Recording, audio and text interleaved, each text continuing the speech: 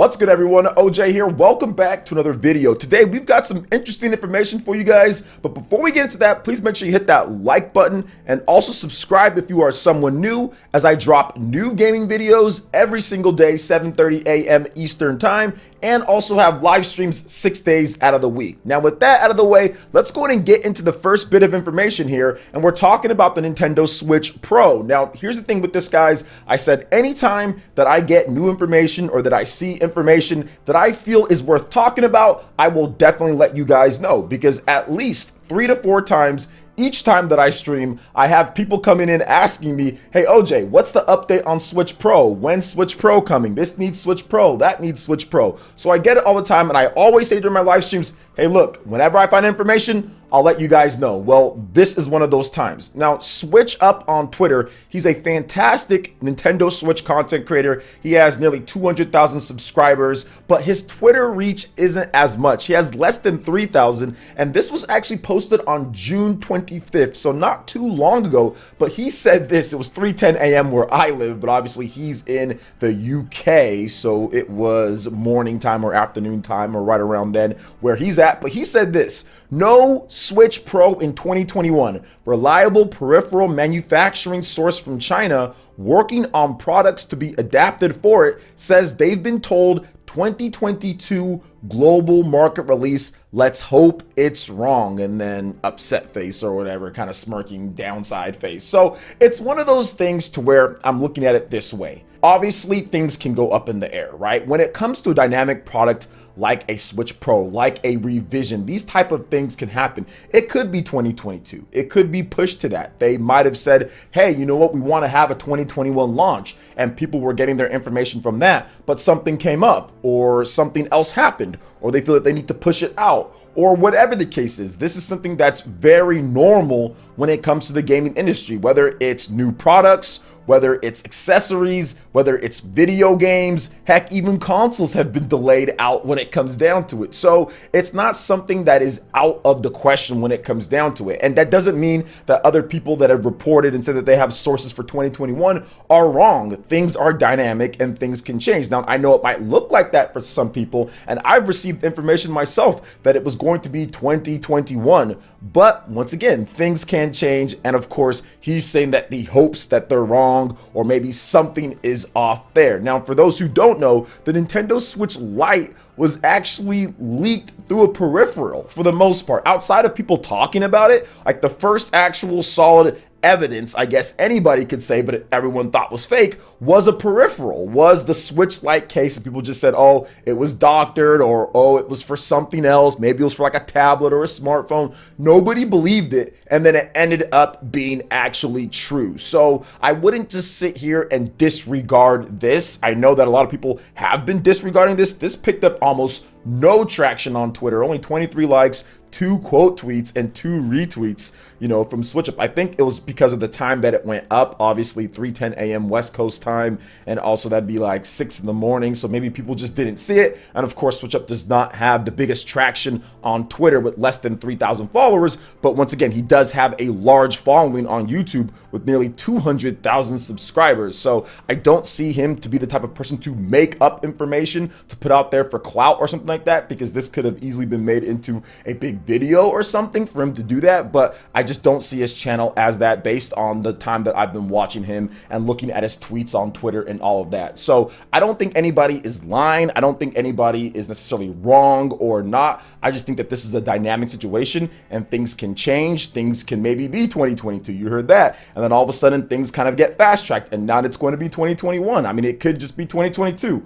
We don't know until Nintendo officially announces something. I'm just here to bring you guys the information in terms of what I hear, and it's up to you to discern kind of what you feel or what you think. But what I will say is this: when Nintendo announces it, they'll announce it, then we'll know. But it does seem like there is some type of revision or something coming with the Nintendo Switch, but we're just gonna have to wait and see for the full details, if it happens this year, or if it's announced this year then comes out next year, or if it just happens next year. So we're gonna have to wait on that. So what are your thoughts on this when it comes to this rumor in terms of it? Because I want to make sure that I stress once again that this is a rumor. This is not something that is factual at this point, so keep that in mind, that it is a rumor. And I want to make sure that I just say that again. It's a rumor, but we're gonna have to wait and see. All of this so far with the Switch Pro, still everything is rumors going off of just information that people have been hearing. But once again, there's been credible sources with this when it goes all the way back to the Nintendo Switch, and of course the Switch Lite, and not at this point. So we'll see what ultimately happens. So what do you guys think?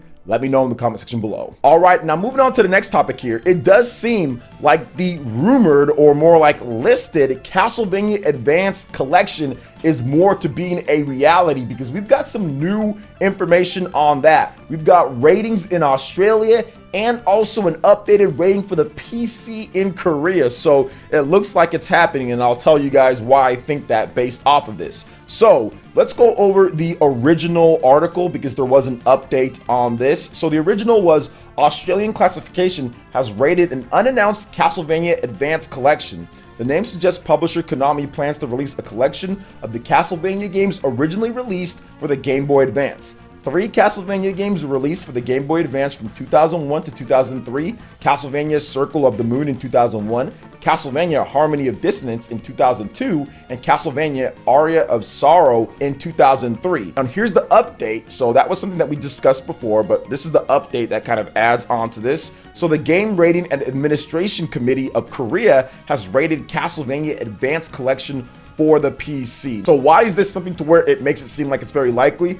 Well, the only person that can go to the ratings board, the official ratings boards, and pay for a rating is the publisher. You can't just be a random Flojo or just somebody or just some other company that goes to them and say, hey, we want to rate this, or we want to make up something. They have their contacts, they know who is who, and in order to release in certain areas, you have to pay for that rating. You have to have that ESRB rating. You have to have that classification rating in Australia. You have to have the rating, in Korea or wherever it is. And oftentimes games get leaked when it comes down to it, because the companies won't rate them here in the West until the last minute, and then they have the announcement because this is the biggest market. They don't want to ruin it, but often they'll rate them in smaller territories, right, in smaller areas, and hope people don't look at it, but people always look it up. Now, this is what happened to the Danganronpa, that collection. I reported on that more than a year ago or something like that. I know it was a while ago.